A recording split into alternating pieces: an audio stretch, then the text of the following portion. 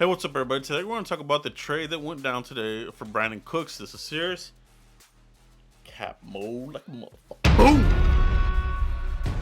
How you like that? Yeah, man. So,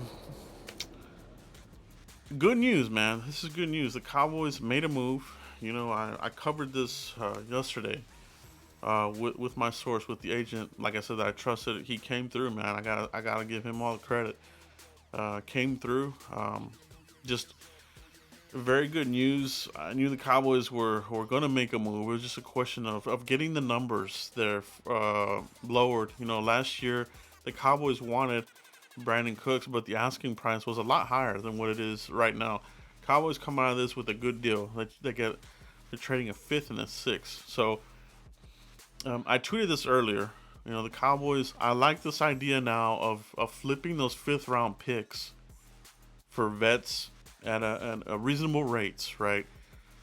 Because their hit rate, like I said, in the fifth round has been horrific. A lot of bad players drafted there in the fifth round. I don't know if they've hit on anybody there. I mean, it's been a lot of misses, a lot of misses. So what they've done here with Stephon Gilmore, that's a check there. Fifth round, uh, compensatory pick. That's basically a sixth round pick. So now you're giving another fifth for Brandin Cooks and then a sixth rounder for 2024. So a really good deal here. I think you could categorize this as we poked their eyes out. I mean, we got our eyes poked out with the Amari Cooper trade. I think we're coming out of this smelling rosy. So I like the move. Like I said, the Cowboys, they're looking for that other auxiliary weapon there in the slot position, and somebody that can really spread the field too if they want down the field. Brandin Cooks now gives you that ability. Dak isn't really a deep ball type of quarterback, never has been. He can get it down the field, but that's not his arm. He doesn't have that arm, the velocity, this sorts of thing. But it does give them the ability to separate. Okay, and that's the key here. Separation, reliable hands. This is something the Cowboys, I think, this offseason really, got together. McCarthy. What is a McCarthy wide receiver? What is it? You know what I mean? That's why when we were talking about this yesterday, we're talking about Brandin Cooks, Hunter Renfrow, and McCall Hardman. And these are these types of slot guys that are a little bit smaller, compactor type of frame. And that's what I'm saying. Maybe the Cowboys are really letting McCarthy take over, or have more influence on the type of players that they're bringing in here. Because Brandin Cooks comes in at about 5'10", so shorter stats, shorter in height. Obviously, he doesn't hit those 6 foot and up type of requirements that the Cowboys have here for the receivers. So I think it's a good spot for the Cowboys. Very good deal. I love it. I really, really like this deal, man. Yes, he's 29, but you're giving Dak another weapon. You're giving another weapon to go in there and able to, be a pressure point.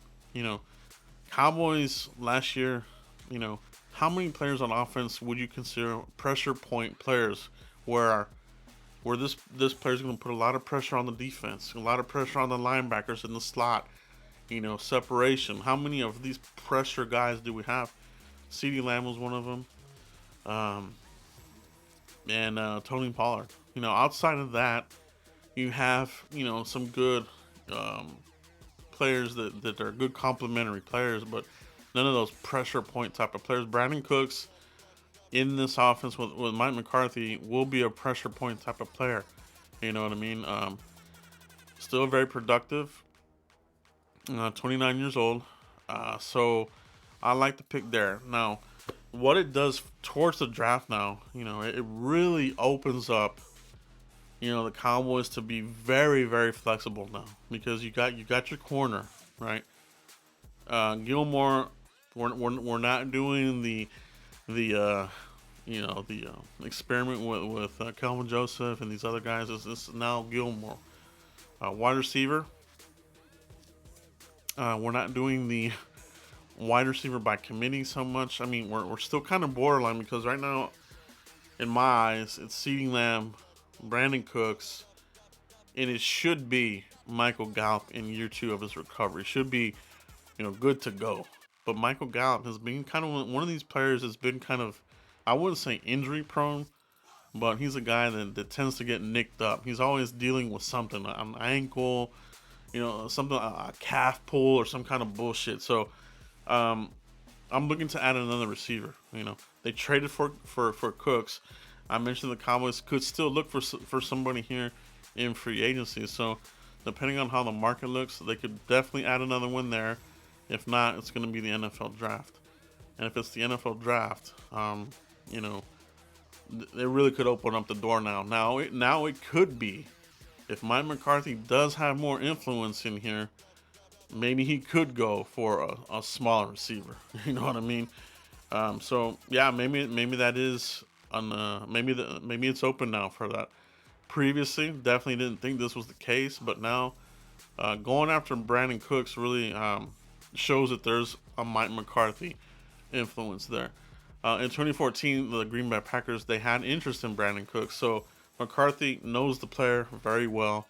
Somebody that he wanted to possibly inject into that Packer offense, West Coast type of offense. So this was a no-brainer, man. I love this trade, but I have tempered expectations. I'm not jumping over rainbows and this kind of crap. You know what I mean?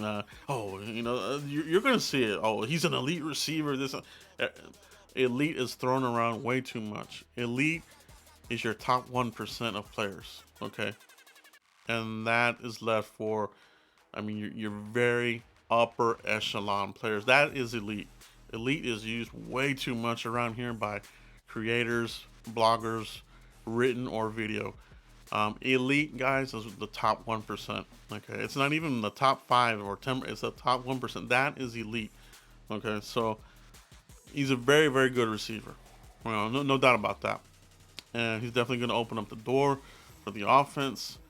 They're going to use him on jet sweeps. They can basically use him in any kind of way they want. Brandin Cooks is a very versatile receiver. You've seen him, how they've used him in New Orleans with the Rams. So he is going to be a perfect fit here for the Cowboys. Now it's a matter of supplementing your wide receiver room with more talent. Don't stop there, okay? I am not content. I want more weapons, and so should everybody here. All right, I'm talking wide receivers. A tight end later would be okay, but you don't want to get cute with the draft. This whole shit about taking a tight end in the first round, it's cute shit. It's pre-Will McClay shit. I still don't see them doing that. You know what I mean? But it does open up the door for everything, man. It really does. If they wanted to do that, they could. You know what I mean? I wouldn't like it. But it does open up the door, man. They could go defensive end, DeMarcus Lawrence is getting very long in the tooth now, man. Where is the replacement, How do you feel about Sam Williams year 2? I think he should be good there. But you're still tinkering with, with Micah Parsons. Is he a linebacker? Is he defensive end? When the contract comes due for Micah Parsons, I guarantee you he's going to want that defensive end money, because that defensive end money is way higher than a linebacker. So get ready for that. That's going to be World War III up Stephen Jones's ass on that, man. But yeah, guys, let me know what you guys think about this. We talked about this yesterday. I like that my source really came through with this information leading up to this trade. Knocked it out the park. And thank you for all the comments and everything on Twitter and everybody. I'm humbled by it. I love you guys. Continue to support the channel. Hit that like button. And I'll see you for the next one, guys. Peace.